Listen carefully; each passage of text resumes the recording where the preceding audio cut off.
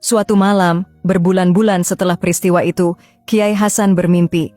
Dalam mimpinya, ia duduk di sebuah taman yang tidak dikenalnya, namun terasa sangat akrab. Di hadapannya berdiri seorang perempuan berjubah putih, senyum lembutnya menenangkan. "Aku bahagia sekarang," katanya.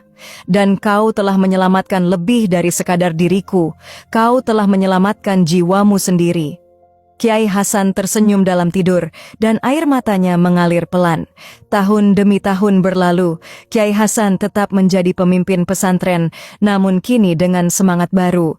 Ia banyak mengasuh anak-anak yatim dan membimbing mereka seperti anak sendiri. Pesantren Nurul Ilmi pun berkembang pesat menjadi pusat pendidikan yang dihormati hingga keluar Jawa Timur. Suatu hari, ketika usianya sudah senja, Kiai Hasan berdiri di bawah pohon sawo tua. Daunnya masih rindang. Tempat itu kini diberi nama Halaman Salsabila, tempat santri-santri menghafal Al-Quran sambil duduk bersila. Ia menatap langit. "Salsabila, kalau cinta ini harus tetap tinggal di antara dua dunia, maka biarlah dunia yang kutinggali ini menjadi tempat berbuat kebaikan. Karena hanya dengan kebaikan, kita bisa menyeberangi batas itu lagi kelak." Dan ketika suatu malam Kiai Hasan wafat dalam sujudnya, langit desa mendadak cerah meski sedang musim hujan. Tidak ada angin, tidak ada gemuruh, hanya aroma melati dan suara halus seperti senandung menyelinap dari kamar tempat ia berpulang. Santri-santri yang mengurus jenazahnya bersaksi, wajah Kiai tersenyum damai, dan pada dahi beliau terlihat samar-samar jejak air mata seperti embun, jejak cinta yang tak pernah benar-benar hilang. Hari-hari berlalu, namun kenangan tentang beliau semakin kuat. Para santri sering berkumpul di bawah pohon sawo tua di halaman Salsabila, menyimak pembacaan kitab kecil peninggalan sang kiai. Mereka menangis, tertawa dan merenung bersama, menyelami kisah antara manusia dan jin, antara cinta dan keikhlasan.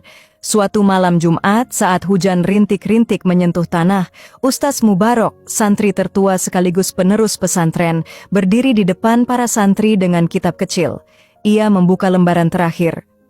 "Wahai anak-anakku," ucapnya pelan. Di akhir catatan beliau tertulis kalimat ini, "Jika cinta telah kau temui, jangan pertanyakan bentuknya. Jika kasih telah kau beri, jangan menagih balasannya. Cukupkan dirimu dengan keyakinan bahwa kebaikan tidak akan hilang meski tak terlihat oleh mata manusia." Air mata menetes di pipi para santri, bahkan mereka yang paling muda dapat merasakan keagungan makna dari kisah yang pernah dianggap hanya dongeng. 3 tahun kemudian, pesantren Nurul Ilmi semakin berkembang.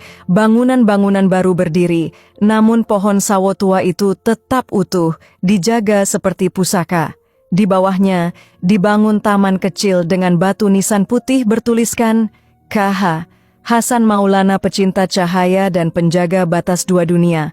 Di malam-malam tertentu, para santri kadang melihat sesosok perempuan berjubah putih duduk tenang di bawah pohon sawo, menatap langit dengan senyum. Mereka tidak takut, tidak ada rasa gentar, hanya damai. Seolah cinta Kiai Hasan dan Salsabila masih menjaga tempat itu.